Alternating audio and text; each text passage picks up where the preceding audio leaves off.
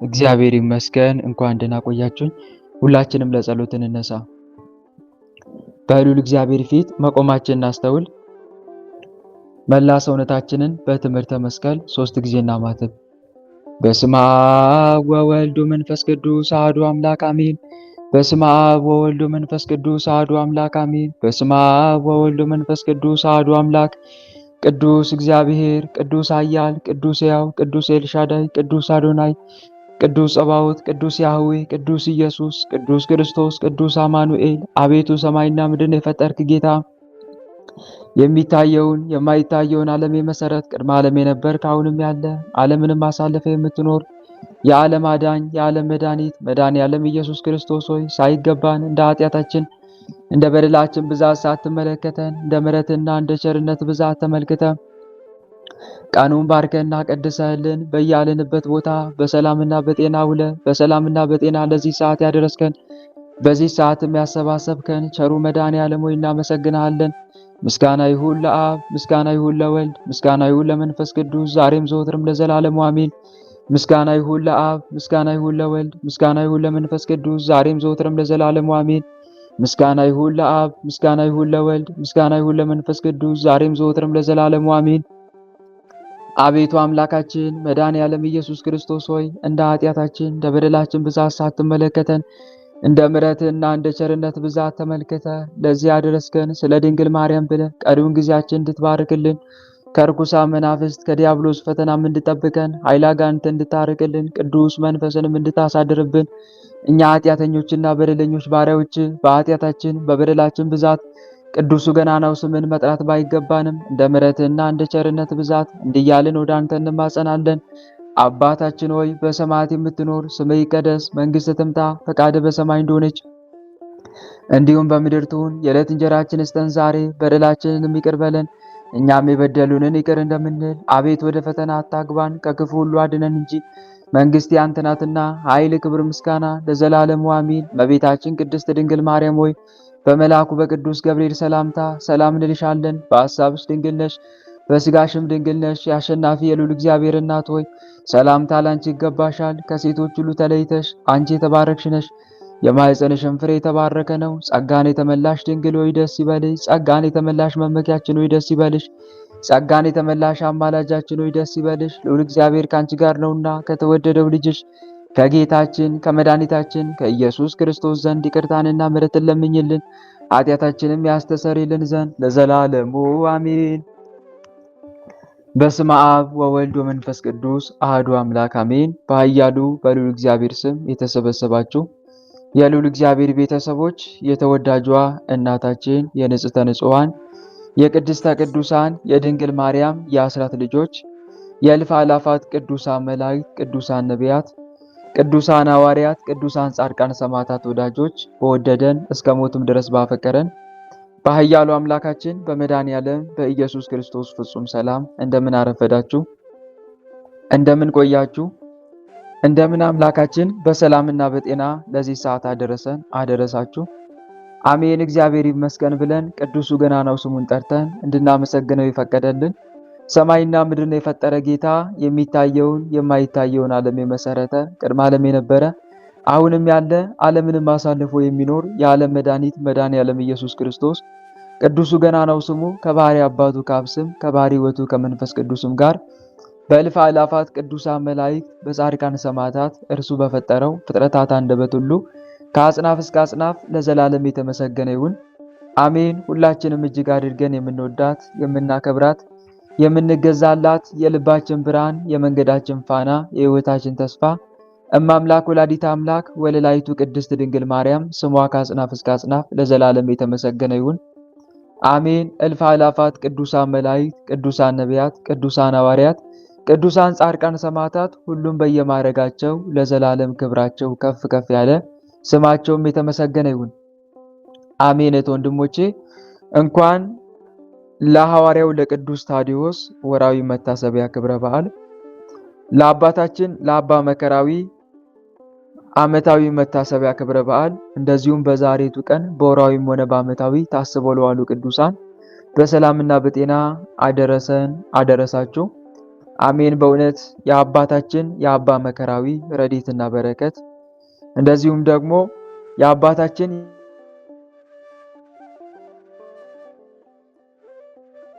ታስበው የዋሉ ቅዱሳን ሁሉ ረድኤታቸው በረከታቸው በእኛ ላይ ለዘላለም ይደርብን። አሜን።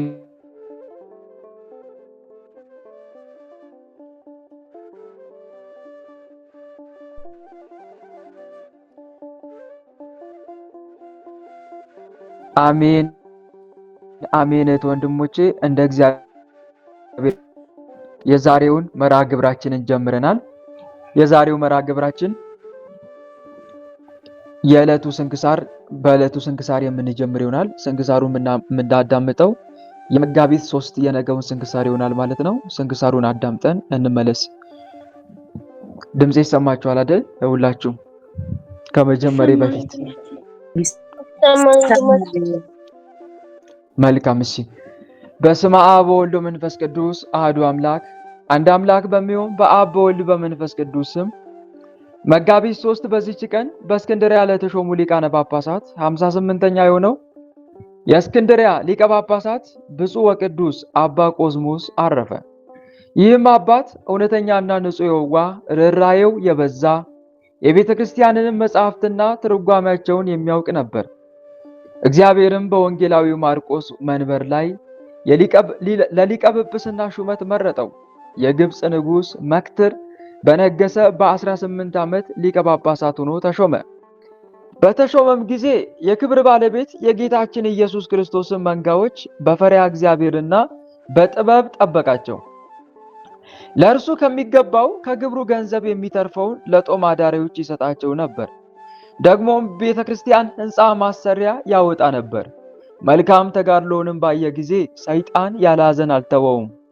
ነገር ግን የሚያዝንበትን ምክንያት በላዩ አመጣ። ይህም እንዲህ ነው። ጴጥሮስ የሚባል ጳጳስ ለኢትዮጵያ ሀገር ሹሞ ነበር። አባ ጴጥሮስም ወደ ኢትዮጵያ በደረሰ ጊዜ ጥቂት ዘመን በሰላም ኖረ። ከዚህም በኋላ የኢትዮጵያ ንጉሥ ታመመ።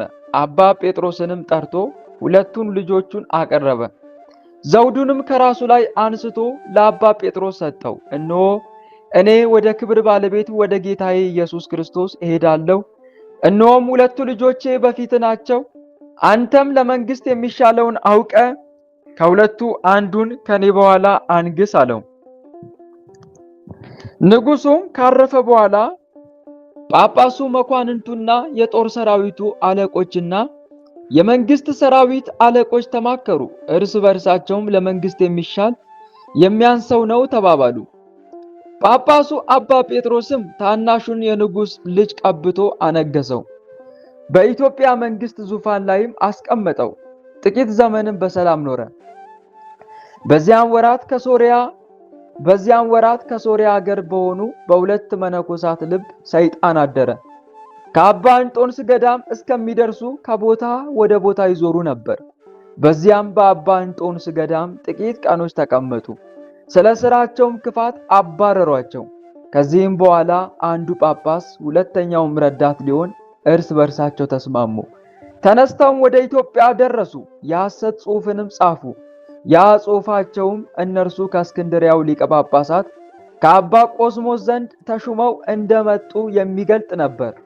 በዚያ ጽሑፍም እኛ ያልሾምነውና ወደ እናንተ ያላክነው ራሱን ጳጳስ ያደረገ ስሙ ጴጥሮስ የተባለ ሰው ወደ እናንተ እንደመጣ ሰምተናል። እርሱ ሐሰተኛ ነው እንጂ እውነተኛ አይደለም። ይህን ጽሑፍ ይዞ የሚመጣው ግን ስሙ ሚናስ የሚባል ጳጳስ በእውነተኛ የሾምነውና ወደ እናንተ የላክነው እውነተኛ ነው አሉ። ሁለተኛም እንዲህ ብለው ጻፉ። ጳጳሱ ጴጥሮስ ታላቁን ትቶ ታናሹን የንጉሥ ልጅ አነገሰው። ይህም የማይገባ ነው፣ አመጽ ነውና። እሊህም ክፉዎችና ሐሰተኞች ሁለቱ መነኮሳት ሚናስና ፊቅጦር የሐሰት ጽሑፋቸውን ሳይጽፉ ወደ ጳጳሱ ጴጥሮስ ደርሰው ወርቅ ይሰጣቸው ዘንድ ፈለጉ። እርሱም ምንም አልሰጣቸውም። ይህንንም የከፋና የረከሰ ሥራ ሰይጣን አስተማራቸው። የሐሰት ደብዳቤም ጽፈው ወደ ታላቁ የንጉሥ ልጅ ወሰዱ። እርሱም ከጥቂት ሰዎች ጋር ለብቻው ይኖር ነበር። እነዚያንም የሐሰት ደብዳቤዎች አነበቡለት፣ እጅግም ደስ አለው። ከዚህም በኋላ ብዙ ሰራዊት ሰብስቦ እሊያን የሐሰት ደብዳቤዎች በፊታቸው አነበበላቸው። ከንጉሱ ወንድሙ ጋራም ጦርነት ገጥሞ ድል አደረገው። ወንድሙንም አሰረው፣ የመንግስቱንም ስልጣን ያዘ። እንዲሁም ጳጳሱን ጴጥሮስን አሰረው፣ በሩቅ አገርም አጋዘው። ያንንም ሐሰተኛ ሚናስን በጳጳሱ በጴጥሮስ ፈንታ አስቀመጠው። ከጥቂት ቀንም በኋላ ሐሰተኞች ፊቅጦርና ሚናስ እርስ በእርሳቸው ተጣሉ።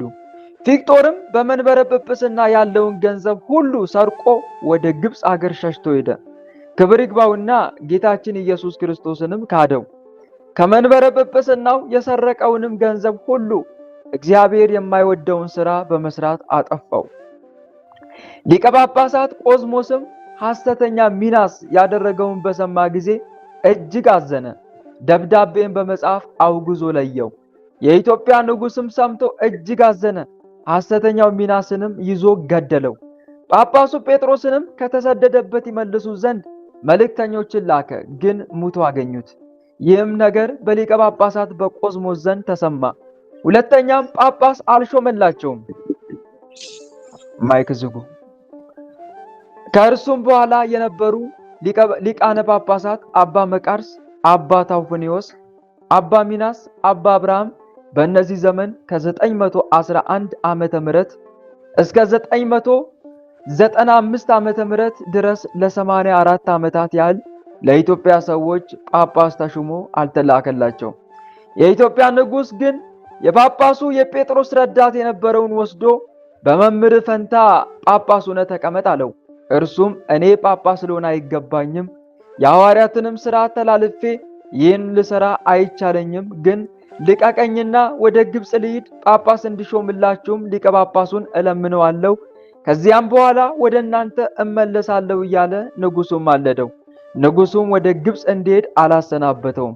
ያለ ውዴታ ወስዶ የጵጵስናውን ልብስ አለበሰው እንጂ የጵጵስናውንም ሥራ እንዲሰራ አደረገው። አባ ቆዝሞስም እጅግ ሸመገለ። የሹመቱም ዘመን ደህንነትንና ሰላምን የተመላ ነበር።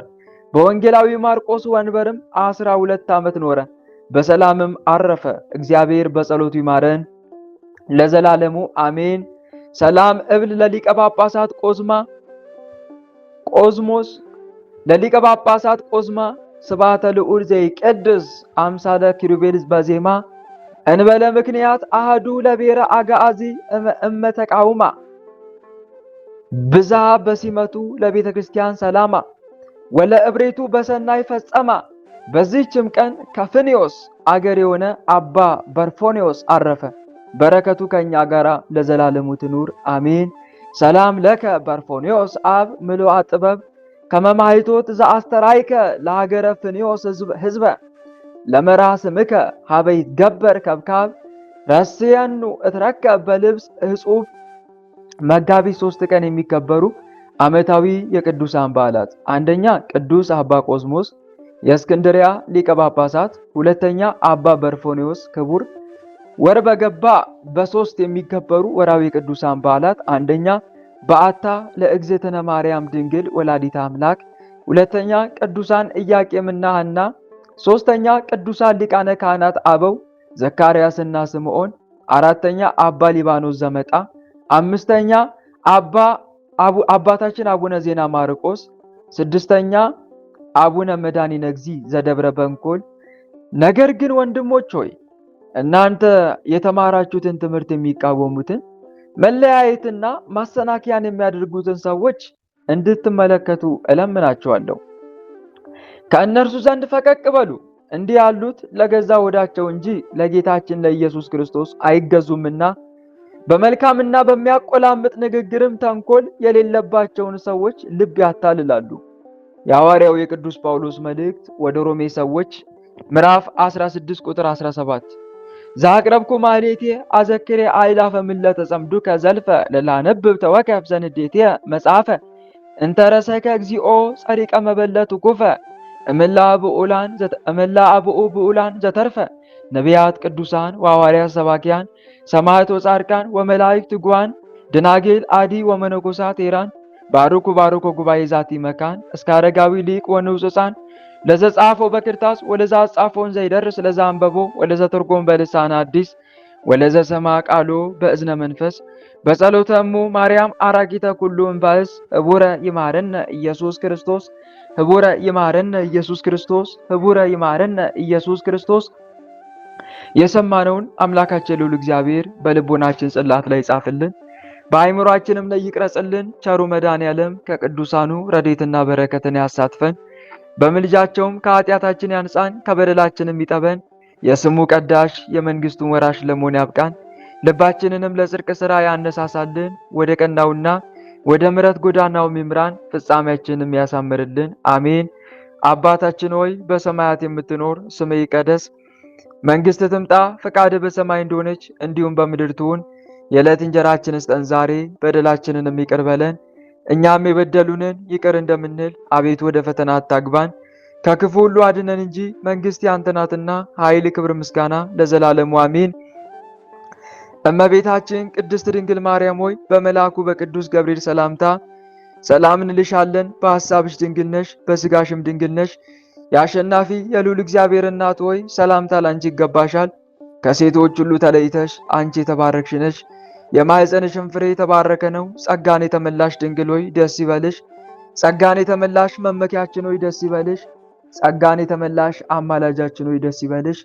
ልዑል እግዚአብሔር ከአንቺ ጋር ነውና ከተወደደው ልጅሽ ከጌታችን ከመድኃኒታችን ከኢየሱስ ክርስቶስ ዘንድ ይቅርታንና ምሕረትን ለምኝልን ኃጢአታችንም ያስተሰርይልን ዘንድ ለዘላለሙ አሜን። እህቶቼ ወንድሞቼ፣ የዕለቱን ስንክሳር አዳምጠን ተመልሰናል። አሁን ቀጥታ የምንገባው ከዕለቱ ስንክሳር ምን እንደተማማርን ለተወሰነች ደቂቃ ብቻ የምንመለከት ይሆናል። እግዚአብሔር አምላክ ለሁላችንም ማስተዋሉን ያድለን፣ ምስጢሩን፣ ጥበቡን፣ ዕውቀቱን ይግለጽልን። የቅዱሳኑን ረድኤትና በረከት በእኛ ላይ ያሳደርብን፣ አሜን። እህት ወንድሞች፣ በመጋቢት 3 ቀን ታስበው ከሚውሉ ቅዱሳን መካከል ቅድም ስንክሳሩ ላይ እንደሰማችሁት በእስክንድሪያ ለተሾሙ ሊቃነ ጳጳሳት 58ኛ የሆነ የእስክንድሪያ ሊቀ ጳጳሳት ብፁዕ ወቅዱስ አባ ቆዝሞስ ያረፈበት ቀን ነው። ይህ አባት በጸባዩ እውነተኛ፣ ንጹሕ፣ እንደዚሁም ደግሞ የዋህ፣ ርኅራኄው የበዛ የቤተ ክርስቲያንን መጻሕፍትና ትርጓሜያቸውን የሚያውቅ ነበረ። እንግዲህ ከዚህ አባት የመጀመሪያው የምንማረው ትምህርት አንደኛ እውነተኛ መሆን፣ በሁሉም ነገር ታማኝና እውነተኛ መሆን፣ ሁለተኛ ደግሞ ንጽህናን፣ የዋህነትን ከርኅራኄ ጋር አስተባብሮ መያዝን እንማራለን ማለት ነው። ይሄ ቅዱስ ንጽህናን፣ የዋህነትን ከርኅራኄ ጋር አስተባብሮ በመያዙ እውነተኛም በመሆኑ እንደዚሁም ደግሞ የቤተ ክርስቲያን መጻሕፍትና ትርጓሜያቸውን በማወቁ እግዚአብሔር አምላክ በወንጌላዊ ማርቆስ መንበር ላይ ለሊቀ ጵጵስና ሹመት መረጠው። ተመልከቱ፣ ለትልቅ ሹመት የምንገባው በትንሹ ስንታመን ነው። በትንሹ ስትታመን በብዙ ሾማል ቸሩ መድኃኔዓለም። በትንሹ ሳትታመን ከቀረ ግን በብዙም አይትሾምም ማለት ነው። እና አንድ የምንማረው ትምህርት ነው። ላለው ይጨመርለታል ይላል የማቴዎስ ወንጌል ምዕራፍ 25 ቁጥር 29 ላይ ላለው ይጨመርለታል ይበዛለትማል፣ ከሌለው ግን ያው ያለው እንኳ ይወሰድበታል ይላል። ስለዚህ ወንድሞች የተሰጠንን ነገር አጥብቀን ይዘን በተሰጠን ነገር ነግደን አትርፈን ቸሩ መድኃኔዓለምን ደስ ማሰኘት አለብን። ባለ ነገር ታመን። ባለ ነገር ሌላ ነገር እንዲጨመርልህ ትፈልጋለህ? እንግዲያውስ ባለ ነገር ነግደ አትርፍ። ባለ ነገር ነግደ ሳታተርፍ ሌላ ነገር ይጨመርልኛል ብለህ አታስብ። አሁን እግዚአብሔር አምላክ ለብዙዎቻችን መክሊት ሰጥቶናል። ለአንዱ ዕውቀት ሰጥቷል። ስለዚህ ባለ ዕውቀት ተጠቅመ ወንድሞችን እህቶችን አድን፣ አትርፍ፣ አስተምር፣ ምከር። ከዛ በኋላ ወደ ቅድስና ሕይወት ስታመጣ እግዚአብሔር አምላክ ደግሞ ሌላ ይሰጣል ማለት ነው። ለአንዳንዱ ገንዘብ ሰጥቶታል። ባለ ገንዘብ ደግሞ ባለ ሀብት ነግድ አትርፈ የተራበውን አብልተ የተጠማውን አጠጥተ አብያተ ክርስቲያናትን አንጸ እግዚአብሔርን ደስ አሰኘው። ባለ ነገር እግዚአብሔርን ደስ ስታሰኝ እግዚአብሔር ደግሞ ያለን ይጨምርልሃል፣ ያበዛልሃል፣ ወይም ደግሞ በሌላ ጸጋ ይሰጣል ማለት ነው። ባለን ነገር ነግደን እናትርፍ። ክህነት ካለ በክህነት ነግደ አትርፍ። መልካም ስራ ስራበት፣ በክህነት በተሰጠ የክህነት ስራ። ዲያቆን ኮንክ በድቁና፣ ካህን ኮንክ፣ ቄስ ኮንክ በቅስና፣ ሊቀ ጳጳስ፣ ጳጳስ ወይም ኤጲስቆጶስ ኮንክ ደግሞ ባለ ነገር ነግደ ማትረፍ ግድ ነው። ሰንበት ተማሪ ዘማሪ ከሆንሽ ወይም ዘማሪ ከሆንክ በሰንበት ትምህርት ቤት ወይም በዝማሬ እግዚአብሔር አምላክን አገልግለው። ባለን ነገር ነግደን እናትርፍ፣ በተሰጠን ነገር ማለት ነው። ትዳር ካለሽ በትዳር መልካም ስራ ስራ። ልጅ ከሰጠ ልጆችን ተንከባክበ እግዚአብሔር ደስ የሚሰኝባቸው ልጆች እንዲሆኑ ትጋ። ልክ እንደ ሰማዕቷ ቅድስት ርብቃ ማለት ነው። ሰማዕቷ ቅድስት ርብቃ ልጆቿን በሚገባ ነው ያሳደገቻቸው። የእውነት አስመሰገነች እኮ ልጆቿ አስመሰገኑ። የእውነት እኔ ትላንትና መንፈሳዊ ፊልሙን እያየው ነበርና ታላቅየው ልጅ ማን ነበረ ስሙ? ታስታውሳላችሁ? መንፈሳዊ ፊልሙን አይታችሁታል? አጋቶስ ነው የሚባለው? ተሳሳትኩኝ? እስቲ ንገሩኝ፣ አርሙኝ። አጋቶስ ነው የሚባለው መሰለኝ። የነጋዴ ነበረ እና አላያችሁም እንዴት እንደማረከኝ እዛ ፓርት ላይማ ለነጋዴው የፊልሙ ስም ነግረናለህ ከይቅርታ ጋር ሰማዕቷ ቅድስት ርብቃ ይላል። መልካም አሜን ታለምዬ። እና ፊልሙን ትላንትና ስመለከተው ያ አጋቶስ የሚባለው ማለት ነው ታላቅየው ወንድም 6 ነው ምናምን ልጆች አሏት፣ 5 ነው 6 ልጆች አሏት። ያለ አባት ነው ያሳደገቻቸው ልጆቿን። ባይገርማቸው ያለ አባት ተቸግራ አግቢ ሁሉ ስትባል እምቢ አላገባም እያለች በጭራሽ አላገባም ልጆቼ እንዳሳድግ ፈጣሪ ይረዳኛል እያለች የሷ ሃይማኖቷ ምግባሯ በጣም ነው የሚያስቀናው። እና አስቡት ከዛ ልጆቿ ካደጉላት ትምህርት ቤት ሁሉ ሲማሩ ይሄ አስተማሪው ጣዖት ነበር የሚሸልመው ታላቅየው ልጇ በሳይንስ ትምህርት ከፍተኛ ውጤት ስላስመዘገበ ጣዖት ነበረ ሽልማቱ። ይሄ አይን አለው አይም፣ አፍንጫ አለው አያሸትም፣ ድንጋይ ነው እያለ ሁሉ ይመልስለት ነበረ። ትምህርት ቤት ሁሉ ልጇ ይገረፍ ነበረ። ብቻ እኔ በጣም የተማረኩበት ምን ላይ ነው ካደገ በኋላ ስንዴ ሲያስረክብ ለነጋዴው ማለት ነው በታማኝነት ግማሹን እህሉን ወስዳለሁ ጠብቄ ሲለው አይ ችግር የለውም በኋላ ታመጣለህ ግማሹን ክፈልና አለው። ከዛ ነጋዴው ተገረመና የእውነት ርብቃ የምትባለዋ እናት በሚገባ አሳድጋለች አለ። አሳድጋለች ለካ በሚገባ በምግባር ኮትኩታ አሳድጋለች አለው። አያችሁ አይደለ? ልጆቻችንን በሚገባ ካሳደግን የኛ ልጆች እኛን ያስመሰግናሉ መልሰው። የነሱ መልካም ምግባር ሁሉ ያየ ምን አይነት ወላጅ ነው ያሳደገው፣ ምን አይነት ወላጅ ነው ያሳደጋቸው እያሉ ሰዎች ያመሰግናሉ። በእኛ እግዚአብሔር ብቻ ሳይሆን ወላጆችም ጭምር ይመሰግናሉ። አስቡት። እና ወንድሞቼ ትልቅ ስራ መስራት እንዳለብን ነው በልጆቻችን ላይ የምንማረው። ትልቅ ስራ መስራት አለብን። ልጆች የእግዚአብሔር ስጦታ ናቸው፣ የሆድን ፍሬ የእርሱ ዋጋ ነው ይላል መዝሙረ ዳዊት መዝሙር 126 ቁጥር 6 ላይ ልጆች የእግዚአብሔር ስጦታ ናቸው፣ የሆድን ፍሬ የእርሱ ዋጋ ነው። ስለዚህ ስጦታ ጸጋ እግዚአብሔር አምላክ ሰጥቷል። የሰጠን ነገር ደግሞ ነግድ አትርፍበት። ልጆች ላይ ስራ ከሰራ ለቅድስና ማዕረግ እንዲበቁ ከተጋላቸው በእውነት በመክሊት ነግድ አትርፋል ማለት ነው። በእግዚአብሔር ዘንድ ዋጋ ሽልማት አለ። ከእግዚአብሔር የተሰጠን አደራ ልጆችን በሚገባ ለቅድስና ማዕረግ ስላበቃቸው ማለት ነው።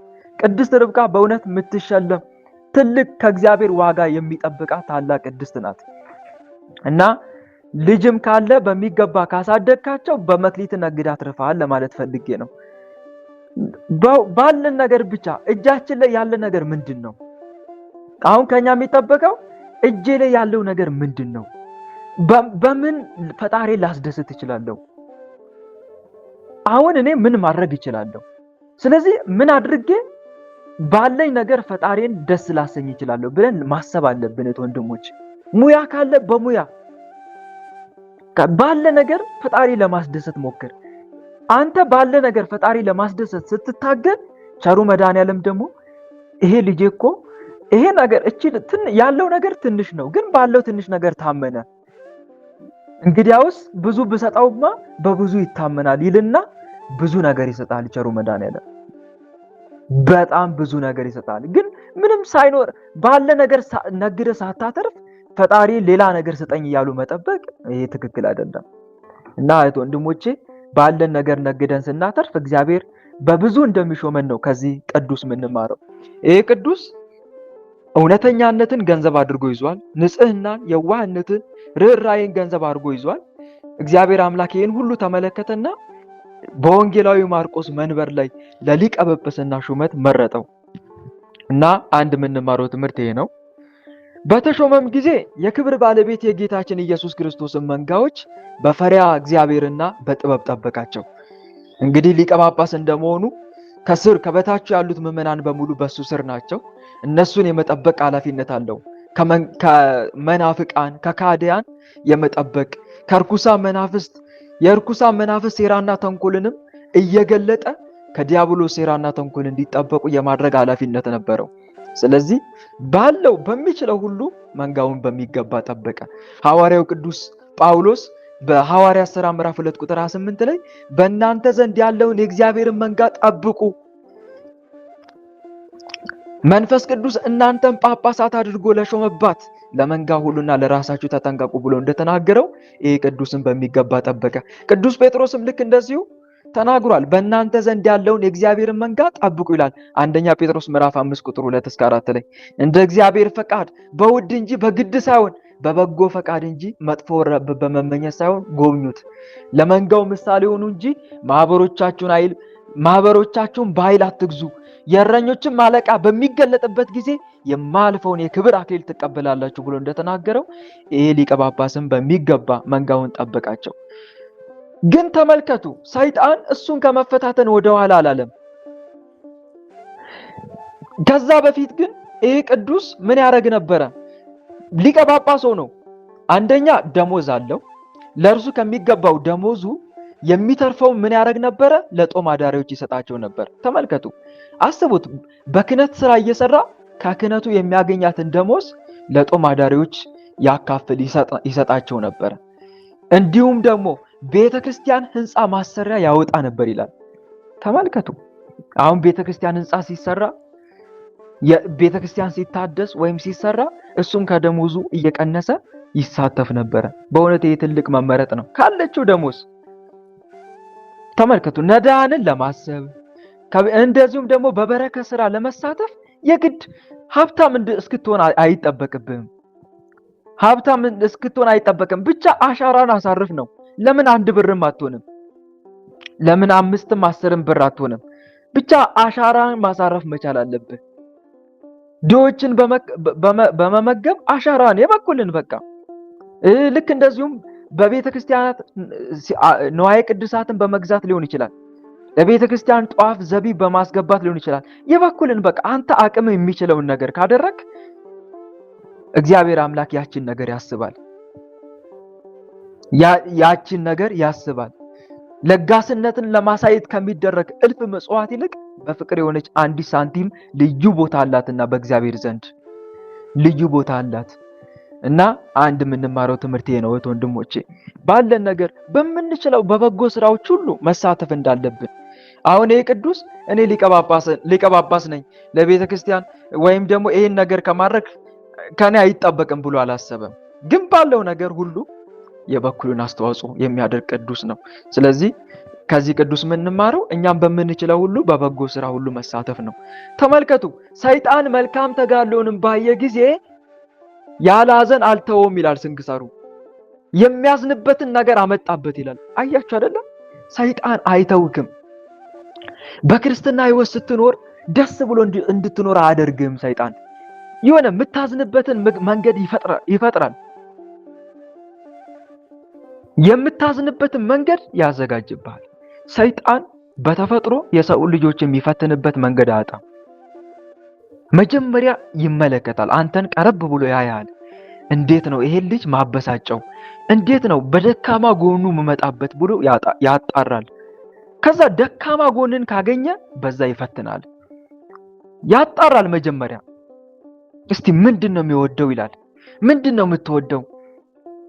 በምን በኩል በመጣባት ትሸነፍልኛለች ይላል።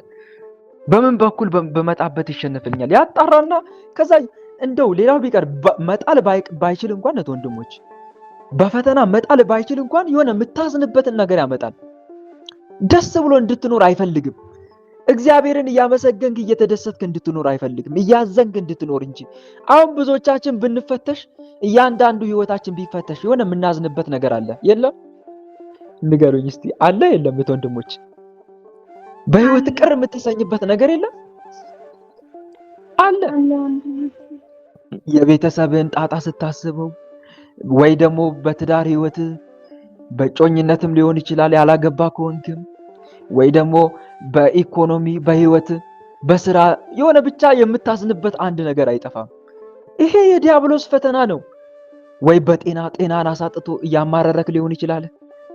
ብቻ በአንድ ነገር እንድታዘን ያደርጋል። እና ሰይጣን ክርስቲያኖች ተደስተው እንዲኖሩ አይፈልግም። የሆነ አጥተው እየተቸገሩ ለምን እንዲያማርሩ ነው የሚፈልገው። እንዲያማርሩ ይፈልጋል። በቃ ሰው ደስ ብሎት ፈጣሪውን ሲያመሰግን ተመስገን ሲል አይወድም። ተመስገን አምላኬ ሆይ ሲል ሰይጣን ክርስቲያን ሲያመሰግን ማየት አይወድም። ሲያማርር ማየት ነው የሚወደው። ሲያማርር ማየት ይወዳል። ታዲያ ትልቁ ጀግንነት ምን እንደሆነ ተማራችሁት ወንድሞች? ትልቁ ጀግንነት ምን ታውቃላችሁ? ፈተና ውስጥ ሆነ ፈጣሪ ማመስገን። እየተቸገርኩ እኮ ነው፣ እየተፈተንኩ እኮ ነው፣ ግን ተመስገን ማለት እሱ ነው በጣም ትልቁ ከሁሉም የሚበልጠው ወንድሞች። የፈተና ማዕት ውስጥ ገብተህ አምላኬ ሆይ አመሰግናለሁ፣ ስለሚደርስብኝ ማንኛውም ነገር ሁሉ አመሰግናለሁ። በቃ ነገሮችን የሚመጣብን ፈተና ዲያብሎስ ገና ለገና አማረርኳት ብሎም አንተ ለማማረር የሚያመጣብን ፈተና አንተ ደግሞ ወደ መልካም ነገር ቀየረ። ጌታ ሆይ እንዲሆንኩት ለበጎ ነው አምላኬ ሆይ ለኔ ጥቅም ሲባል ነው የፈተና እኔ ጋር የመጣው እና ማመሰግናለሁ አምላኬ ሆይ እያልክ የምታመሰግን ከሆነ ዲያብሎስን አማረርከው። እግዚአብሔር ይገስጽን። ዲያብሎስን አማረርከው። ጨርቅ የለውም እንጂ ጨርቁን አስጣልቀው ማለት ይቻላል። ምክንያቱም አይወድማ። እኔ ገና ለገና አማረርኳት፣ ገና ለገና በመንፈሳዊ ህይወቷ ተስፋ አስቆረጥኩት ብዬ ይሄን ሁሉ ፈተና መጣበታለሁ። ጭራሽ እንደውም ምክንያት እየፈጠረ ያመሰግንብኛል እንዴ ነው የሚለው። ጭራሽ ምክንያት እየፈጠረች ታመሰግንብኛለች እንዴ? እስቲ አሁን ያስመሰግናል ይላል። አሁን ለምሳሌ ከጓደኛ ጋር ያጣላና መጣላት አትፈልግም እኮ ከዛ ጓደኛ ጋር። አንተ ደግሞ ጌታ ሆይ ተመስገን፣ አምላኬ ሆይ አመሰግናለሁ። ምናልባት እሱ እውነታው እንዲረዳ ሊሆን ይችላል ይሄ እንዲህ አይነት ነገር የተፈጠረው ስትል ይናደዳል። ባለበት ጠብቅልኝ። የበለጠ ደግሞ ስትጸልይለት በአንተ ላይ ክፉ ለሚሰራ ሰው ስትጸልይለት ጌታ ሆይ ልብ ስጠው፣ ጌታ ሆይ ልብ ስጣት፣ አለማወቁ እኮ ነው ብለህ ስትጸልይለት የበለጠ ይናደዳል። እና እህት ወንድሞች ትልቁ ድል ምንድነው? በፈተና ውስጥ ሆነ እግዚአብሔርን ማመስገን። በመከራዎችና በችግሮች ውስጥ ሆነ እግዚአብሔርን ማመስገን። እህት ወንድሞች መከራ ለክርስቲያን ለበጎ ነው። ፈተና ለክርስቲያን ለበጎ ነው። መጽሐፍ ቅዱስ እንደሚነግረን ማለት ነው። እግዚአብሔርን ለሚወዱት እንደ ሐሳቡም ለተጠሩት ነገር ሁሉ ለበጎ እንዲደረግ እናውቃለን ይላል። ነገር ሁሉ የሚደረገው ለበጎ ነው። ሮሜ መልእክት ላይ ማየት ትችላላችሁ። ምዕራፍ 8 ቁጥር 18 ላይ ምዕራፍ 8 ቁጥር 28 ላይ ለኛ የሚገለጽን ካለው ግብር ጋር ቢመዛዘን የአሁኑ ዘመን ስቃይ ምንም እንዳይደለ አስባለሁ ይላል። የአሁኑ ዘመን ስቃይ ምንም ማለት አይደለም ለኛ ይገለጽ ዘንድ ካለው ክብር ጋር ይላል። በሰማይ የሚገኘው ትልቅ ክብር ያለ መከራና ያለ ፈተና ሊገኝ አይችልም። ስለዚህ የዚህ ዓለም ሁሉ ፈተና ለሚመጣው ዓለም ለመንግስተ ሰማይ ዋጋው ሊመጥነው አይችልምና ስለ ጽድቅ ብለን መከራና ችግር ስንቀበል ደስ ሊለን ይገባል። እህት ወንድሞች የጻድቃን ደዌያቸው የበዛ ህመማቸውም የከፋ ነው። የጻድቃን ደዌያቸው የበዛ ህመማቸውም የከፋ ነው። ነገር ግን ተጋድሏቸውን ወደፊት ያፋጥናሉ እንጂ ወደ ኋላ አይሉም። መከራውንም ከቶ አይሰቀቁም። እግዚአብሔር የስጋቸውን ተድላ አይወድላቸውምና ጻድቃን ችግርና ጥም፣ ድካምና ስቃይ፣ መገደልም ባለበት ቦታ ሁሉ ይኖራሉ። ለክርስቲያን እኮ ምቾት አይስማማውም። ይስማማዋል እንዴ? አይስማማውም። ለኛ እህት ወንድሞች በችግር ውስጥ መኖር ነው የሚበጀን። ለዛ ነው እግዚአብሔር አምላክ ምን እንደሚጠቅመን ያውቃል። የት ውስጥ ብንሆን ምን እንደሚጠቅመን ምን እንደምናደርግ አስቀድሞ ስለሚያውቅ በችግር ውስጥ ሆነን እሱን እንድናመሰግነው እንድናመልከው ሊያደርግ ይችላል። ምክንያቱም ያ የኛ መቸገር ለመንፈሳዊ ሕይወታችን ጥቅም ስላለው። ከፈተና ርቆ መኖር እኮ ልበ ደንዳና ያደርጋል። አያደርግም እንዴ? ከፈተና ርቆ መኖር ልበ ደንዳና እኮ ያደርጋል። መከራና ፈተና ግን ለማልቀስ ያስገድዳል። ብዙዎቻችን በፈተና ስለምንታወክ ነው፣ ስለምንሰቃይ፣ ስለምንቸገር ነው እግዚአብሔርን ለማመስገን የምንሰባሰበው፣ ፈጣሪያችንን የምናስታውሰው። እና እህት ወንድሞች ይሄን ማሰብ መቻል አለብን። እና የሚገጥመን ነገር ሁሉ የክርስቶስ እንደመሆናችን በምድር ላይ የሚገጥመን ማንኛውም መከራና ፈተና በመንግስተ ሰማይ የሚጠብቀን የሽልማቱን ዋጋ መመልከቻ መስታወት ነው። ከዓለም ብዙ ገንዘብ ይልቅ ስለ ክርስቶስ መነቀፍ እጅግ የሚበልጥ ባለጸግነት ነው። ክርስቲያን በመሆን ብቻ ትፈተናለህ። ክርስቲያን በመሆን ብቻ መከራና ፈተና ይደርስብሃል። ምክንያቱም የመንግስቱ ልጅ ነህ። የመንግስቱ ልጅ ነህ። የመድኃኒዓለም ልጁ ነህ። የመንግስቱ ልጅ ስለሆንክ ወራሹ አንተ ስለሆንክ ይፈትናል። ምን ነበር የሚለው? ወራሹ ይነውና ኑ እንግደለው ተባባሉ አይደል የሚለው ወንጌል ላይ። ወራሹ ይነውና ኑ እንግደለው። እንግዲህ ወራሽ ስለሆንክ ነው ጠላት የበዛብህ። የወራሽ ስለሆንክ ጠላት ይበዛብሃል። እነሱ ያጡትን አንተ ታገኛለህ። እነሱ ያጡትን ክብር አንተ ልትቀዳጅ ነው። እና ከዛ አንፃር ነው። ስለዚህ ወንድሞቼ እግዚአብሔርን ለሚወዱት እንደ ሐሳቡም ሁሉ ለተጠሩት ነገር ሁሉ ለበጎ ስለሆነ ፈተናውን መቋቋም መቻል አለብን ነው። እና ምን ለማለት ፈልጌ ነው? እኛ ክርስቲያን ሆነን ስንኖር ዲያብሎስ እኛ የምናዝንበትን የሆነ ምክንያት ይፈጥርብናል። እና አንድ የምንማረው ይሄ ነው። ታዲያ ያዘጋጀው ምክንያት ምንድነው ከተባለ ሚናስና ፊቅጦር የሚባሉ ሐሰተኛ እንትኖች ነበሩ። ሐሰተኛ ጳጳሳት ነበሩ። ማን ነው? መነኮሳት ነበሩ በዛ ሰዓት። እነኚህ መነኮሳት ምንም ሰላም የላቸውም። በቃ በየሄዱበት የሚበጠብጡ በጥባጭ ነበሩ። የሆነ ገዳም ይገባሉ፣ ይበጠብጣሉ። ከዛ ከጥፋታቸው የተነሳ ከዛ ገዳም ይባረራሉ። አሁንም ሌላ ገዳም ይገባሉ። በቃ ለክፎች ሰላም የላቸውም እንደሚለው ማለት ነው መጽሐፍ። ትንቢተ ኢሳይያስ ምዕራፍ 57 ቁጥር 1 ላይ ለክፎች ሰላም የላቸውም ይላል። በየሄዱበት ሰላም ይነሳሉ። በነገራችን ላይ ከመናፍስት ውጊያ አንጻር እንመልከተው ከተባለ ብሮሼል የሚባል መንፈስ አለ። የአመፃና የሞት መንፈስ የሚባል ማለት ነው። የአመፃና የሞት መንፈስ እሱን ወደፊት እናማረዋለን። ግን ዞሮ ዞሮ የአመፃና የሞት መንፈስ ይሄ ሰው ውስጥ ካደፈጠ ማለት ነው እነኛ ሰዎች ኑሯቸውና ቤታቸው እስር ቤት ነው። ህይወታቸው በመከራና በስደት የተሞላ ነው። ህይወታቸው በመከራና በስደት የተሞላ ነው። በህይወት ዘመናቸው ደስታን ሳያጣጥሙ ነው የሚኖሩት። ከነገር ቆስቋሽነታቸውና ከውከት አድማቂነታቸው የተነሳ ሁሌም ሰላም እንዳጡና ሰላም እንዳሳጡ ነው የሚኖሩት። በእነሱ ምክንያት ወገን ዘመድ፣ ቤተሰብ፣ ጎረቤት፣ የአካባቢው ነዋሪ ሁሉ ይተራመሳል። ምክንያቱም በየሄዱበት ሰላም የማሳጣት ስራ ነው የሚሰሩት። መዘዛቸውና ጦሳቸው ለሰላማዊ ሰው ያተርፋሉ።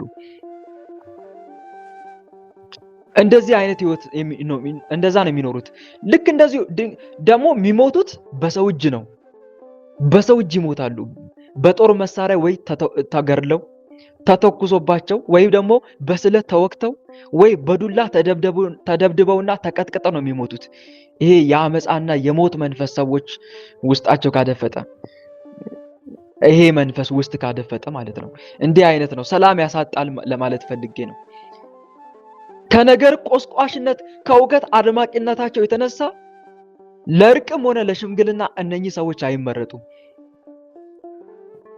ፍጹም የአውሬነት ጸባይና ባህሪ ነው የሚታይባቸው። ከጸባያቸው የተነሳ ቤት አይኖሩም። እንደዚህ አይነት ባህሪ ያሳያሉ ለማለት ፈልጌ ነው። ይሄ የአመጽና የሞት መንፈስ ሰዎች ውስጣቸው ካደፈጠ ማለት ነው። እነኚህ መነኮሳት በቃ እንዲህ አይነት ባህሪ ነው ያላቸው። በየሄዱበት ሰላም ያሳጣሉ፣ ይናከሳሉ ማለት ነው። ሰው ሰው ውስጡ መንፈስ ካደፈጠ ውስጡ ያደፈጠው መንፈስ ያንን ሰውዬ ከሚያገኘው ሰው ጋር ሁሉ ያባለዋል፣ ያጨቃጭቀዋል፣ ያነታርከዋል። ሁሌም እሱ ትክክል እንደሆነ ያሳስበዋል። ሁሌም እሱ ላይ ሰዎች ላይ ብቻ ራሱ ላይ ሳይሆን ሰዎች ላይ ብቻ እንዲያነጣጥር የሱን ሳይሆን የሰውን ስህተት ብቻ እንዲመለከት ያደርገዋል። የሰውን ስህተት ብቻ እንዲመለከት አይተው እንዳላዩ ሰምተው ማለፍ የሚገባቸውን ትንሿን ስህተት አግዝፈው ነው የሚመለከቱት። አግዝፈውና አግንነው ይመለከታሉ። በዚህም መውጫው እስኪጠፋባቸው ድረስ ምን እንደሚያደርጉ ግራ እስኪገባቸው ድረስ ወደ ለየለት ጸብና ክርክር ነው የሚያመሩት። አጋንንቱ ከሚያገኙት ሰው ጋር ሁሉ ያባላቸዋል፣ ያጨቃጭቃቸዋል። ከሰው ሁሉ አግልሏቸው ሰው በሚኖርበት ዓለም ውስጥ እየኖሩ ሰው አልባ አድርጎ ነው የሚያስቀራቸው። በቃ ሰው አልባ ብቸኛ ነኝ ይላሉ። መጨረሻ ላይ ምን ይላሉ መሰላችሁ? ከሰው ጋር ተባልተው ተናክሰው ምን ነው ሰው ሁሉ ጠመደኝ ይላሉ። ምንድነው ነገሩ ይላሉ። በተለይ የጠቋር መንፈስም ካደፈጠ ሰው ጋር እንዲህ አይነት ባህሪ ያሳያል። እነኚህ ሰዎች በተለይ ይሄ ጠቋር መንፈስ ውስጥ ካደፈጠ መሪዎችና ሀብታሞች ላይ እየተቀመጠ በስራቸው የሚገኙ ሰራተኞችን መከራቸውን ነው የሚያሳያቸው። መሪዎችና ሀብታሞች ላይ ይቀመጣል። ከዛ እነኛ መሪዎችና ሀብታሞች በስራቸው የሚገኙትን ሰራተኞች መከራቸውን ያሳያሉ። ከነኚህ ሰዎች አፍ ምስጋና ማበረታቻ አትጠብቁ። የፈለገ ብትሰሩ አያመሰግኗችሁም። ቀን ከሌሊት ደክማችሁ ብትተጉ ምንም አያመሰግኗችሁም። ምስጋና ከአፋቸው አትጠብቁ። እነኚህ ሰዎች እንኳን በስራቸው ለሚገኙ ሰራተኞች ለበላዮቻቸው እንኳን አስቸጋሪዎች ነው የሚሆኑት። አስቸጋሪዎች። መንፈሱ ግትር ነው የሚያደርጋቸው። በቃ ግትር ስለሚያደርጋቸው ሁሌም ነገር እንደገነነባቸው፣ ነገር እንደከረረባቸው ነው የሚኖሩት። ከዛ መንፈሱ ወደ ልቦናቸው ይመልሳቸዋል። ከጥቂት ጊዜ በኋላ ወደ ልቦናቸው ሲመልሳቸው ነው እንደዚህ የሚሉት፣ ምን ነው ሰው ጠመደኝ ይላሉ። ምንድነው ነገሩ? ምን እየተካሄደ ነው ይላሉ። ሰው ሁሉ ከንፈሩን ነክሶብኛል ይላሉ። ደግሞ ይገርማቸዋል። ሰው ሁሉ የተስማማበትን ነገር እነሱ አይስማሙ። ሰው እኮ ተስማምቶበታል እንዳለ ብዙ ሰው በቃ ይሄ መደረግ አለበት ሲሉ እነሱ ደግሞ ከሰው ተለይተው አይሆንም ይላሉ። በቃ በፍጹም አይሆንም፣ በጭራሽ አይደረግም፣ እኔ ያልኩት ካልሆነ ብለው ችክ ያደርጋቸዋል መንፈሱ ማለት ነው። ምርር ብለው ደግሞ ያለቅሳሉ፣ በፈጣሪያቸው ያማራሉ። መጨረሻ ላይ ጌታ ሆይ በቃ ከማንም ሰው ጋር መግባባት ማልችል ከሆነ በቃ ወይ ግደለኝ ወይ ውሰደኝ ይላሉ። ለምንድን ነው እንዲህ የምሆነው ይላሉ። ግን እኮ ወደው አይደለም ወንድሞች። እንዲህ አይነት ሰው ካጋጠማችሁ ወንድሞች አትፍረዱበት። እሺ ግትር የሚሆን ሰው የለም። ለማንም አልመለስ የሚል ሰው ተመክሮ አልመለስ። እነኚህ ሰዎች እኮ ወንድሞች ሰው አላወቀላቸው ይሆናል እንጂ እኮ በር ዘግተው እኮ ለብቻቸው ያለቅሳሉ። ምንድነው ነገሩ እያሉ ራሳቸውን ይጠይቃሉ እኮ። የእውነት ባደረጉት ነገር እኮ አፍሮ ይሸማቀቃሉ። በር ዘግተው ለብቻቸው ያለቅሳሉ። ታዲያ ጠጋ ብላችሁ ስትወቅሷቸው ምን እንደሚሉ ታውቃላችሁ? ጠጋ ብላችሁ ስትወቅሷቸው አንተ ምንድነው ቅድም እንዲህ ችክ የሚያደርገው ስትሏቸው ወድጄ እኮ አይደለም ነው የሚሉት። በቃ ጸባዬ ነው ምን ላድርግ ይላሉ። ይሄ ግትርነት ነገር አልለቅም አለኝ ይላሉ። ወደው አይደለም። ለእነኚህ ሰዎች ላይ ልንፈርድ ሳይሆን የሚገባው ልንጸልይላቸው ነው። ምን ላድርግ ተፈጥሮዬ ነው እያሉ በር ብለው የውስጥ ብሶታቸውና ሰቆቃቸውን የሚያሰሙት እውነት ነው። ወደው አይደለም። ከማንም ጋር አላግባባ ያለ ክፉ መንፈስ ውስጣቸው ጋር ስለተጠናወታቸው ነው። በኋላ ግን ይጸጸታሉ ማለት ነው። እና ይሄ ወደፊት ግን እንማረዋለን እግዚአብሔር አምላክ ከፈቀደ በጣም አስፍተን እናየዋለን በጥያቄና መልስ ላይ ማለት ነው። እና ወደ ስንክሳሩ ስመለስ እነኚህ መነኮሳት በቃ እንዲህ ነው የሚሆኑት ማለት ነው። እንዲህ አይነት ባህሪ ያለባቸው ከገዳም ይቀይራሉ። መንፈሱ አያግባባቸውም፣ አያስማማቸውም። በቃ እንደ ውሻ እናክሳቸዋል ማለት ነው። አሁንም አባ እንጦንስ ገዳም ገቡ። አባ እንጦንስ ገዳም ሲገቡ ደግሞ ጸባያቸውን ተመለከቱ፣ ወዲያው አባረሯቸው። ገዳም በነገራችን ላይ ጸባይ ከሌለ ትባረራለህ። መንፈሳዊ ፊልም ላይ ምን ነበር ሰበብ ፈልገው ነበር አይደለ? አባ ጳውሊን ማን የአባ ጳውሊ ገዳም የገባው አንድ አባት ነበር። መንፈሳዊ ፊልም ላይ ማን ነበረ ስማቸው? እንደውም ደውል ሲደውሉ ደውሉ ተበጥሶባቸው ይቅርታ አባቴ ደውሉን ስደውል ተበጠሰብኝ ያሉት ማን ናቸው? ጸሎት ላይ ተገኝና ገዳሙን ለቀውጣ የተባሉት አታስታውሱ? አባ ዮስጦስ ቃልዮት ያሰማልነታችን በትክክል አባ ዮስጦስ መንፈሳዊ ፊልም ላይ ስታዩ አላያችሁ? ምንም እኮ አላጠፉም። አባ ዮስጦስ ደውል እየደወሉ ነበረ። ከዛ በኋላ ገመዱ ላልቶ ነበርና ተበጠሰ። አበምኔቱ ግን ስለተናደዱ የማህበር ጸሎት ላይ ተገኝና ገዳሙን ለቀውት አሉት። እና አስቡት ጥፋት ከተገኘ አንድ ሰው ወጣኒ መነኩሴ ቢሆን ወይም ደግሞ ለመመንኮስ እጩ ላይ ያለ ሰው ስርዓቱን ካላሳመረ ጸባዩ መልካም ካልሆነ እስከ መባረርም ሊደርስ ይችላል ለማለት ፈልጌ ነው። እና እነኚህ ሁለቱ መነኮሳት ሚናስና ፊቅጦር አባ እንጦንስ ገዳም ገብተው ነበረ። ከዛ ስለ ክፉ ስራቸው ተባረሩና አንድ ክፉ ሐሳብ አሰቡ። አንተ ጳጳስ ትሆናለህ፣ አንተ ረዳት ትሆናለህ ተባባሉ፣ ተስማሙ። ለክፉ ስራ ይሄው ከስተት አይመለሱም። ይሄ ክፉ መንፈስ ተወንዱ ከሰው ጋር የሚያባላ የሚያጨቃጭቅ መንፈስ ጥፋታችንን አምነን ይቅርታ እንድንጠይቅ እኮ አይደለም ያደርገን። ሌላ በቃ እንትን ለቂም በቀል ነው የሚያነሳሳን። አመቺ ጊዜና ቦታ ጠብቀን እንድንበቀል በቃ ለሌላ ክፉ ስራ ያሰናዳናል ማለት ነው። ያ አልበቃ ብሎት ከሰው ጋር ማባላቱ አልበቃ ብሎት ለሌላ ክፉ ስራ ያሰናዳናል። እና ተመልከቱ እዚህ ጋር እንዲህ አይነት ነገር ያሰቡት ከምን አንፃር መስላችሁ? ኢትዮጵያ ላይ ችግር ተፈጥሮ ነበረ በ1911 ዓመት በዛ ዘመን በ11 ስንት ነበር የሚለው ስንክሳሩ ላይ በዛ ዘመን ከ911 በ911 ዓመተ ምህረት ላይ በዛ ንጉስ ነግሶ ነበረ። ስለዚህ በኢትዮጵያ ግን ጳጳስ ነበር የሚላክላት። የራሷ የሆነ ሲኖዶስ የላትም ነበረ። ከግብጽ ጳጳስ ይላክላታል። ከዛ ጳጳሱ ለጊዜው ያስተዳድራል። ያ ጳጳስ ሲያርፍ ደግሞ እንደገና ሌላ ተጨማሪ ጳጳስ ተሽሞ ይላክላቸው ነበረ። ይሄ ነገር ከአባታችን ከአቡነ ሰላማ ከሳቴ ብርሃን ቀጥሎ የመጣ ነው እና መጨረሻ ላይ አባ ጴጥሮስን ልኮላቸው ነበር ሾሞ አባ ቆዝሞስ። ታዲያ የኢትዮጵያ ንጉስ እግዚአብሔርን የሚፈራው ሁለት ልጆች ነበሩት፣ አንድ ታላቅና አንድ ታናሽ። ቅድም ስንክሳሩ ላይ ሰምታችኋል። ታሪኩን ባልደግመው መልካም ነበር ሰዓቴን ለመቆጠብ ማለት ነው። እና ተመልከቱ አንተ ይሻላል የምትለውን ልጄን መርጠ አንግስልኝ ብሎ የኢትዮጵያ ንጉስ አረፈ። በኋላ ታናሽየውን ንጉስ ከመኳንንቱ ጋር እኚህ ሊቀ ጳጳስ ተማክረው ሾሙት። ያ ታላቅየው ንጉስ ግን ተናዶ ነበረ። ታላቅየው ልጅ ለምን ስላልተሾመ እንግዲህ በውስጡ ይዟል፣ ቂም ይዟል ማለት ነው። አሁን እዚህ ጋር ነው የሚፈጠረው። ሰይጣን የሆነ ምክንያት ይፈልጋል። አያችሁ አይደል? ቅድም የሆነ ነገር ብያቸዋለሁ። ሰይጣን እኛን ለመፈተን ሲመጣ ደካማ ጎናችን ያጠናል። ምን ይወዳል? ምን ትወዳለች? ይኸው ምን ይወዳል? ምን ትወዳለች? ደካማ ጎኗ ምንድነው? ደካማ ጎኑ ምንድነው ብሎ አጥርቶ ነው የሚመጣው። ለዲያብሎስ ፈንታ አትስጡት ያለው ቅዱስ ጳውሎስ ከዚህ አንፃር ነው። እና ተመልከቱ ይሄን የታላቅየውን ልብ ተመልክቷል ሰይጣን። የነሚናስና የነፊጦርንም ልባቸውን አይቷል። ከዛ በኋላ እነኚህን ወደ ኢትዮጵያ ሀገር አመጣቸው። የሐሰት ደብዳቤ ጻፉ። መጀመሪያ ወደ ሊቀ ጳጳሱ ገቡ። ወርቅ ስጠን አሉት። የለም በፍጹም አላቸው። ከዛ በኋላ ከታላቅየው ንጉስ ጋር አጣሉ። የሐሰት ደብዳቤ ጽፈው ለታላቅየው ንጉስ ሰጡት። ራሱን ጳጳስ አድርጎ የሾመው ጴጥሮስ አላክነውም አሉ በደብዳቤ።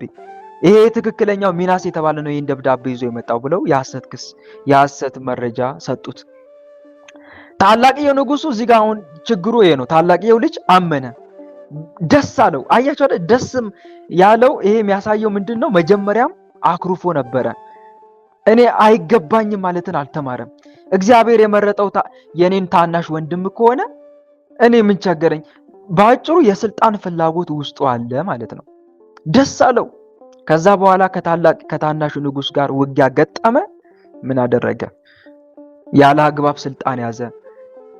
ንጹሕን አባትንም አሰረው፣ አጋዘው ጭራሽ።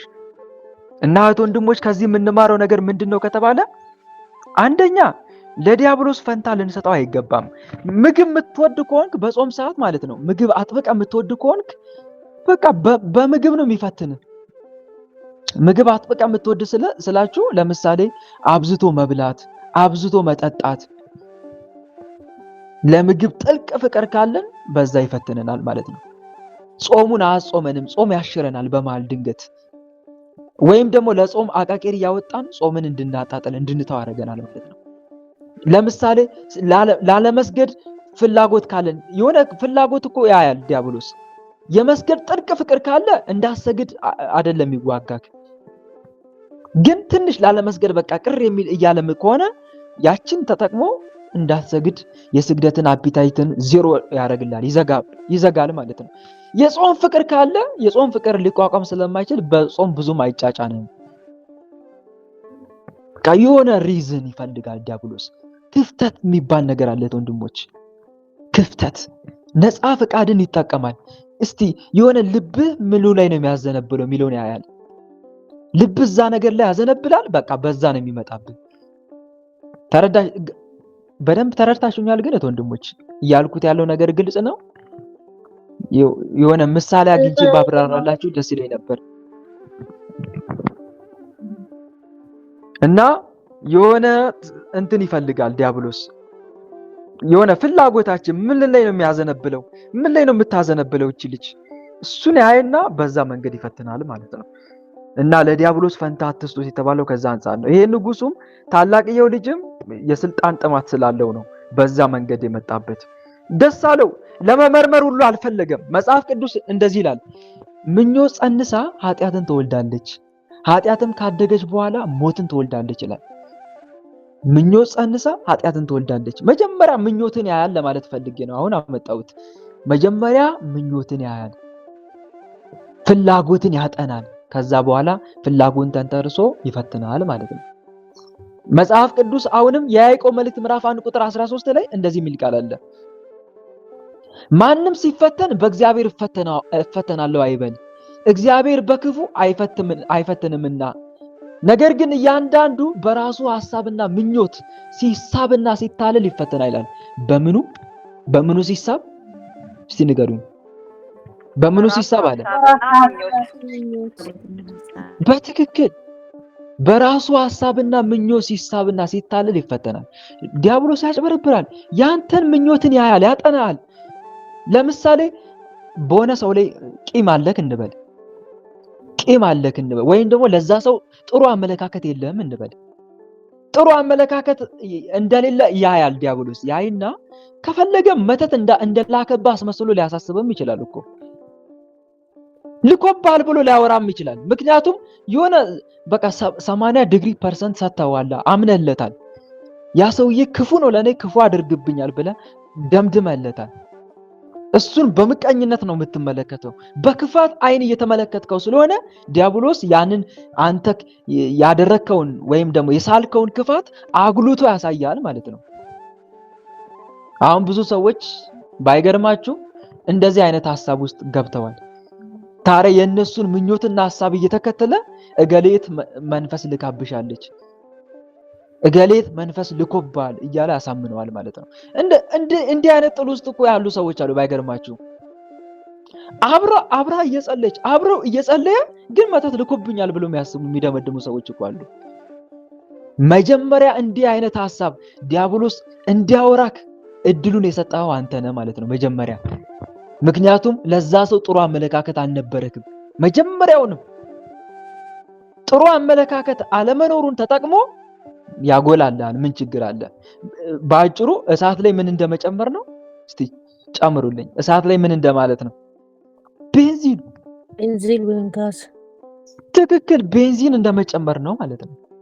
እና ፍላጎት ላይ ተጠንቀቅ ለማለት ፈልጌ ነው። ነገር ግን እያንዳንዱ በራሱ ሐሳብና ምኞት ሲታልል ይፈተናል። እና ለዲያብሎስ የተመቸ ልብ እንዳይኖረን፣ የሆነ የክፋት ልብ፣ የሆነ በወንድም ላይ ወይ የሆነ በእህትሽ ላይ የቋጠርሽው ነገር ካለ ይስልልሻል ደህና አድርጎ። እህትሽ ክፉ እንደሆነች አድርጎ ያሳያሻል፣ ወይም ወንድም ክፉ እንደሆነ አድርጎ ያሳያል ማለት ነው። ትንሽ እርሾ ካለ ማለት ነው። እና እዚህ ጋር እንጠንቀቅ ለማለት ፈልጌ ነው። እና ፍላጎትና ምኞትን ተከትሎ ይፈትናል ለማለት ፈልጌ ነው። ይሄንንም የንጉሥ ታላቅ ልጅን የፈተነው ፍላጎትና ምኞትን ተመልክቶ ነው።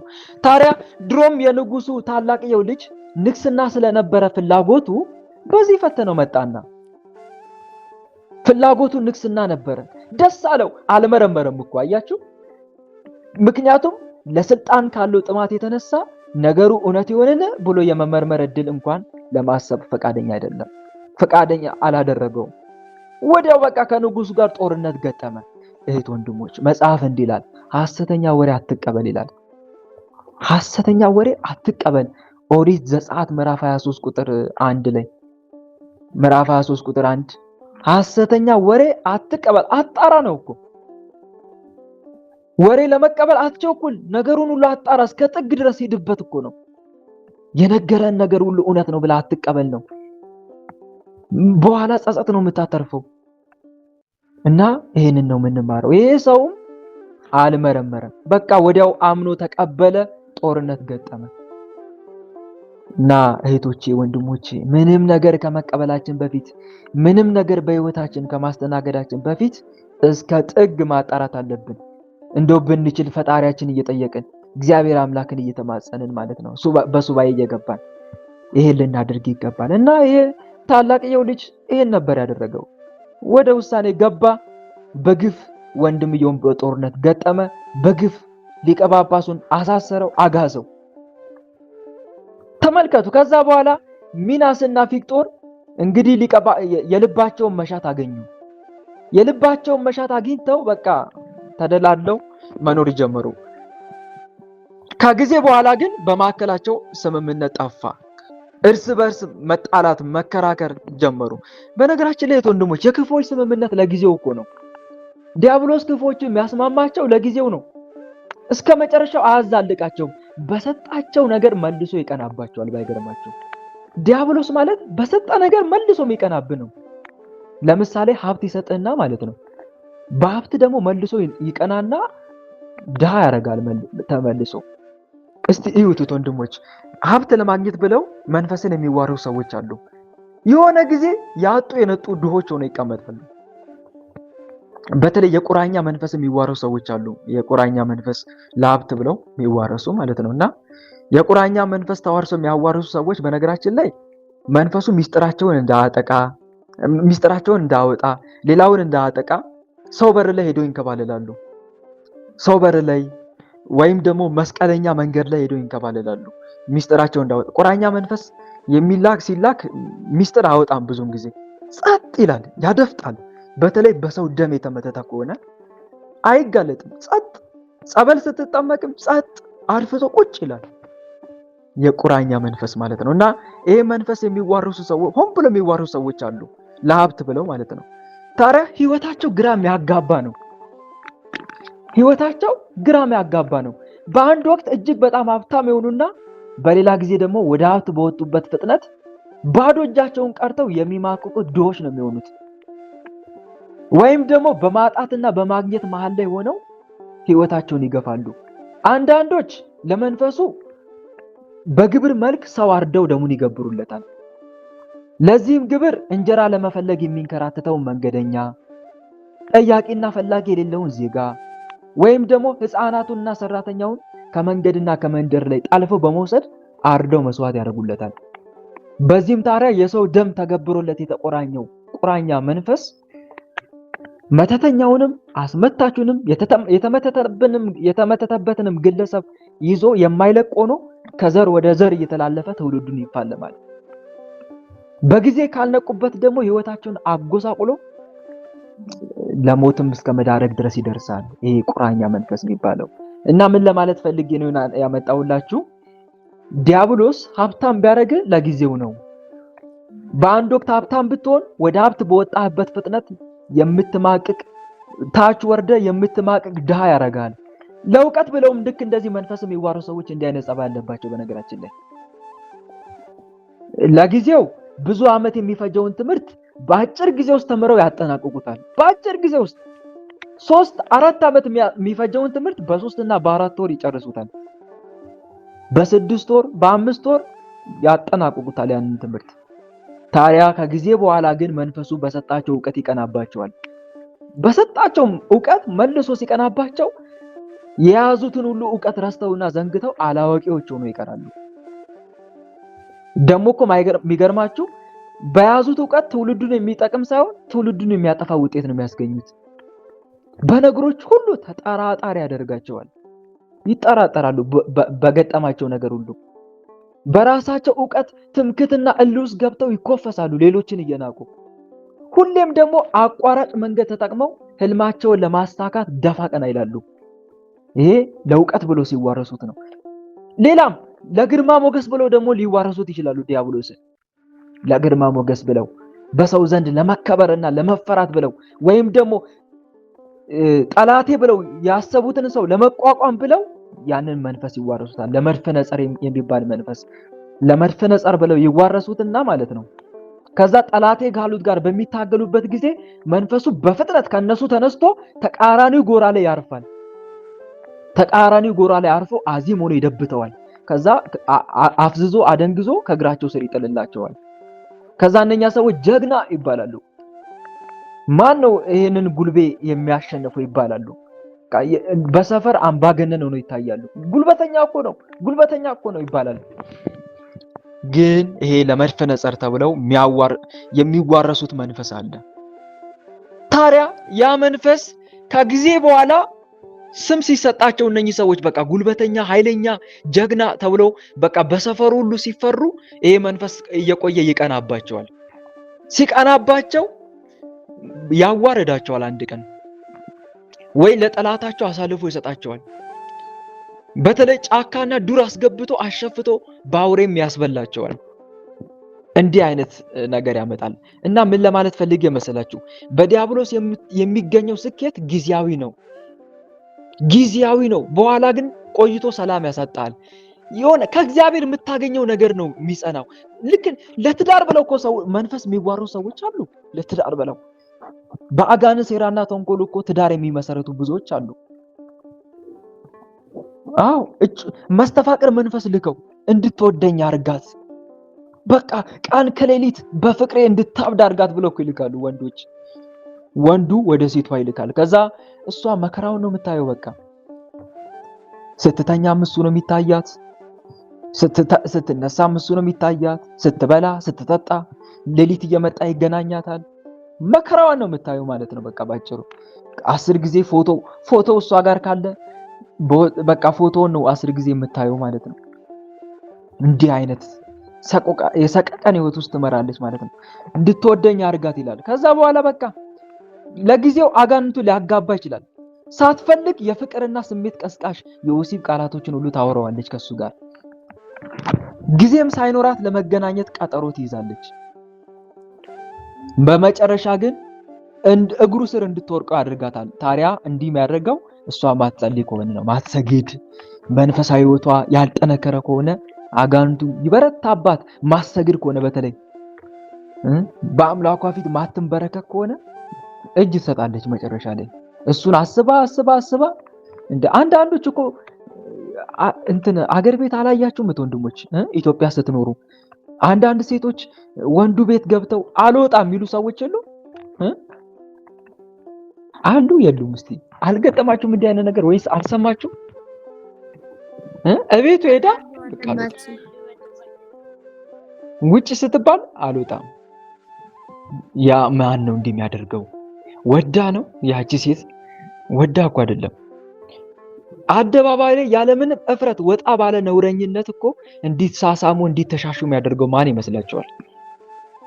ያለምንም እፍረት ያለምንም ማንገራገር ራሳቸውን አሳልፈው ይሰጡታል። ለዛ ሰው አሳልፈው ይሰጡታል።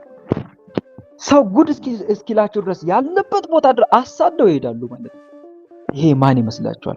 ዞሮ ወደ ዋናው ሐሳቤ ልምጣላችሁና ከዛ እንዲያገቡ እግሩ ስር እንዲወርቁና እንዲያገቡ ያደርጋቸዋል። ካጋባ በኋላ ግን ሰይጣናዊ ተልእኮን በጋድ ይጀምራል። ትዳሩ ትዳር አይመስልም። ምክንያቱም ያገባው እሷን ብቻ ሳይሆን ሰይጣኑንም ጭምር ነው አብራ ያገባው። የትዳር ጸር የሆነውን ዲያብሎስንም ነው ያገባው። እስክታገባ ግን ለጊዜው ስኬታማ ያደርጋል ማለት ነው። እንዲህ ነው በቃ ይጫወትብሃል። እና ምን ለማለት ፈልጌ ነው? በዲያብሎስ የሚገኝ ስኬት ጊዜያዊ የሆነ ስኬት ነው። ጊዜያዊ፣ ከጊዜ በኋላ ግን ይጠፋል። ብን ብሎ ነው የሚጠፋው። ሀብት ብታገኝ ጊዜያዊ፣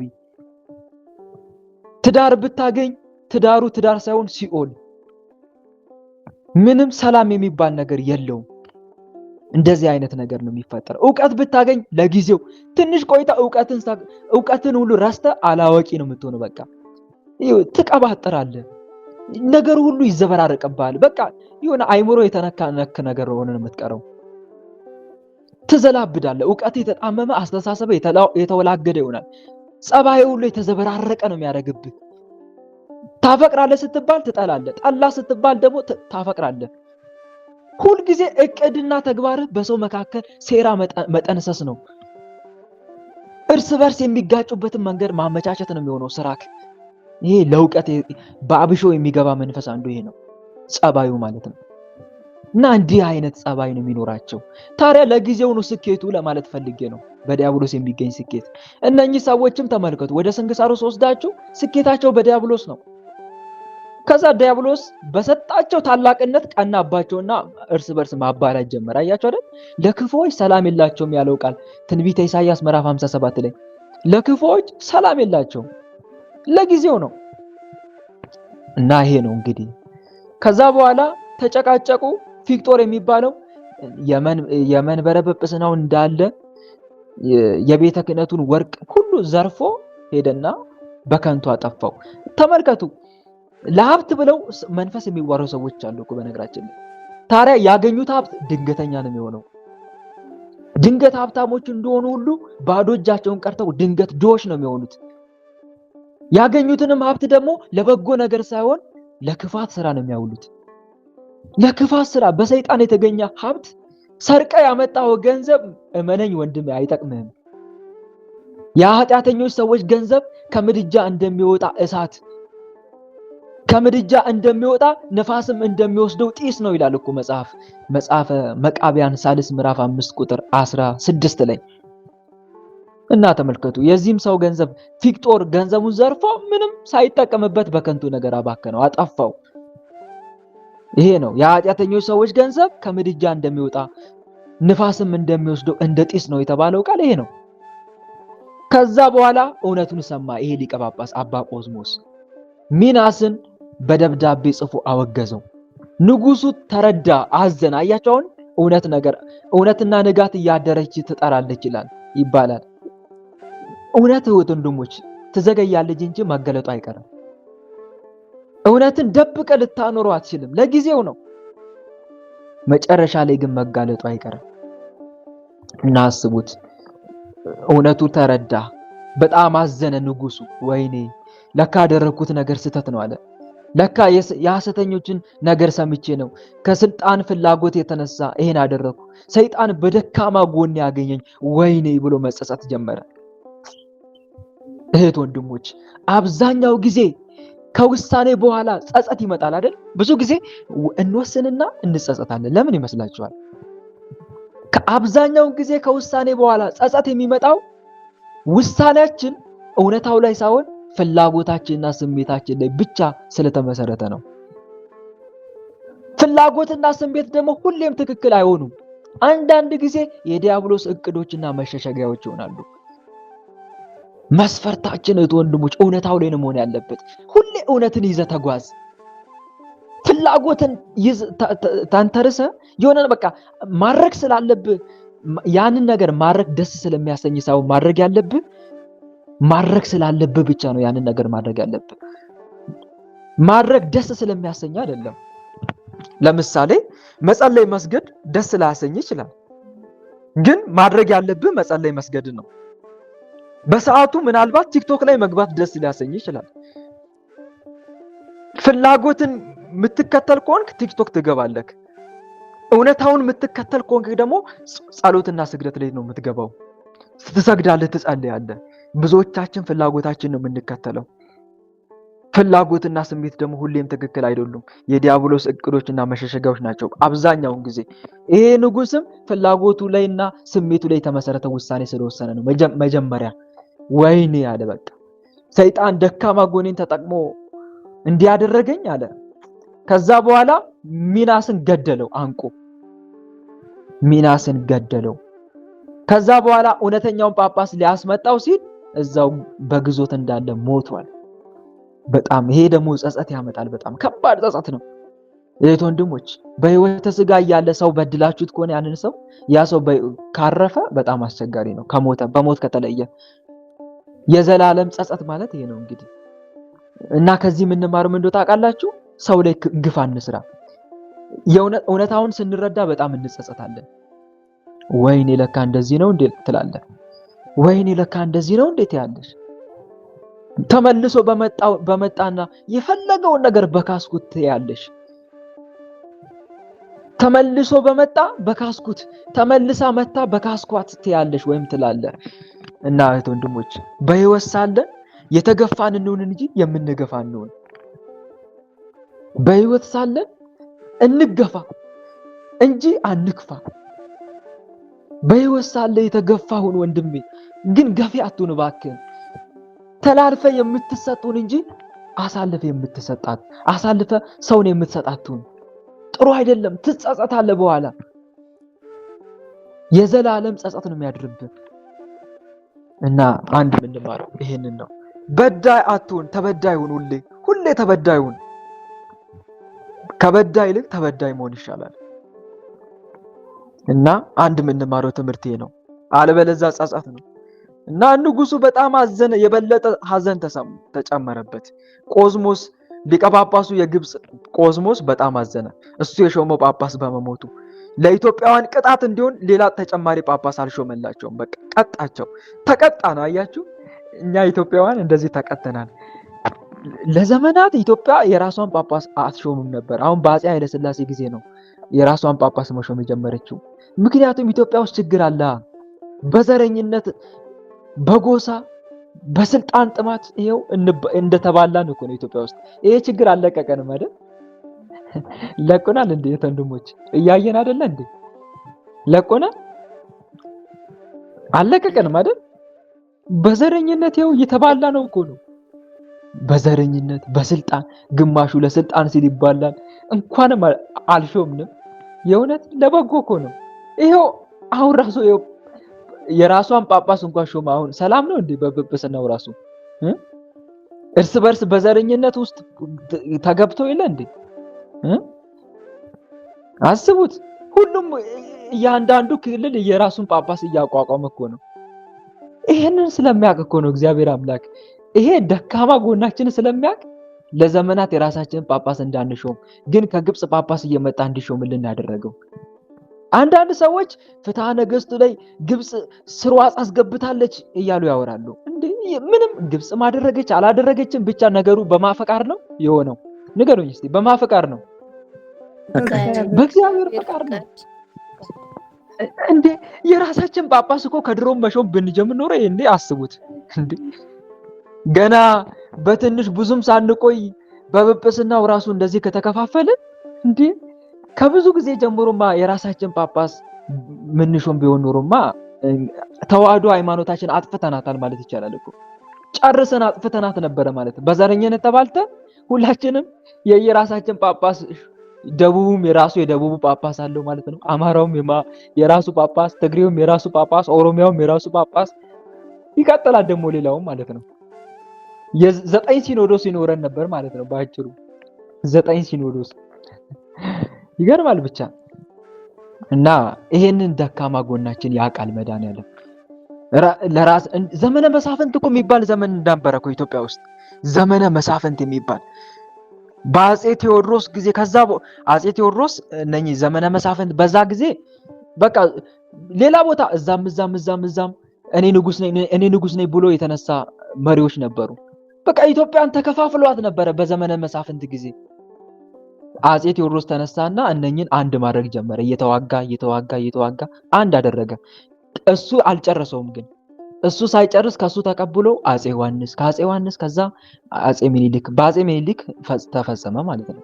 እና እንዲህ አይነት ነገር ውስጥ ተገብቶ ነበረ። ዞሮ ዞሮ እርስ በርስ ተባልተን ነበረ። እንኳን በጵጵስናው በንግስናው ራሱ ተስማምተን መኖር እንኳን አንችልም። እንዲህ አይነት ችግር አለ ኢትዮጵያ ውስጥ። ኢትዮጵያ ውስጥ እንደዛ አይነት ችግር ነበረ። እና ምን ለማለት ፈልጌ ነው? እርስ በርስ አንስማማም። ይሄ ችግራችን ደግሞ በጣም ጎርቶናል። ሀገራችንም እንዳታድግ ያደረገው አንዱ ይሄ ነው።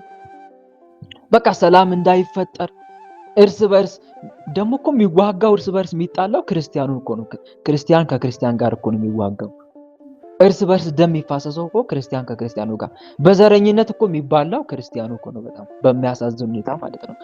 እና ዲያብሎስ ይሄን ደካማ ጎናችንን ተጠቅሞ ይኸው አሁን ድረስ ያባላናል እርስ በርስ እና በጣም በሚያሳዝን ሁኔታ።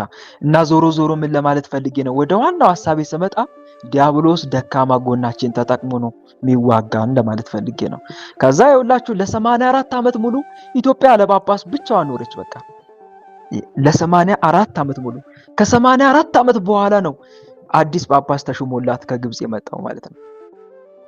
እና ይሄን ያህል ድረስ ነው። እና ከዚህ ትምህርት ከዚህ ስንክሳር የምንማረው ነገር ምንድን ነው ካላችሁን፣ ዲያብሎስ ደካማ ጎናችን ተጠቅሞ ይዋጋናል፣ ፈተና ያመጣብናል። ሐሰተኛ ወሬ እንድንቀበል እንድናምን፣ በቃ የሆነ ወሬ ሲወራ በቃ እንድናጧጥፈው እዛም እንድናባዛው ያደርገናል ማለት ነው። በጣም ለወሬ ችኩሎች ነን። የእውነት እጅግ በጣም ለወሬ ችኩል፣ ጫፍ ይዘን በቃ መሮጥ ነው ስራችን። የማጣራት የሚባል ነገር ይሄ ነገሩ እውነት ይሆንን የሚባል ነገር የለም። ከሰማን በቃ እናናፍሰዋለን ማለት ነው። እና ይሄ ደካማ ጎን አለብን እኛ ኢትዮጵያውያን፣ እንደ ኢትዮጵያ ነው እየተናገርኩ ያለሁት። በዚህም ብዙ ነገር አሳጥቶናል፣ አስገድቶናል ነው። እና ለዲያብሎስ ፈንታ ልንሰጠው አይገባም። ሐዋርያው ቅዱስ ጳውሎስ እንዳለው ለዲያብሎስ ፈንታ አትስጡት ብሎ እንደተናገረው ፈንታ ልንሰጠው አይገባም ለማለት ያክል ነው። ይሄን ይመስላል ወንድሞቼ። በዚህ መልኩ ያስተማረን፣ የመከረን፣ የገሰጸን አምላካችን ልዑል እግዚአብሔር በእውነት ስሙ ከአጽናፍ እስከ አጽናፍ ለዘላለም የተመሰገነ ይሁን። እኛም በሰማነው ቃል በተማነው ትምህርት 30፣ 60፣ 100 የምናፈራ አድርገን የስሙ ቀዳሽ የመንግስቱ ወራሽ ለመሆን ያብቃን። አሜን። ወስብሐት ለእግዚአብሔር ወለወላዲቱ ድንግል ወለመስቀሉ ክቡር። ይቆየን።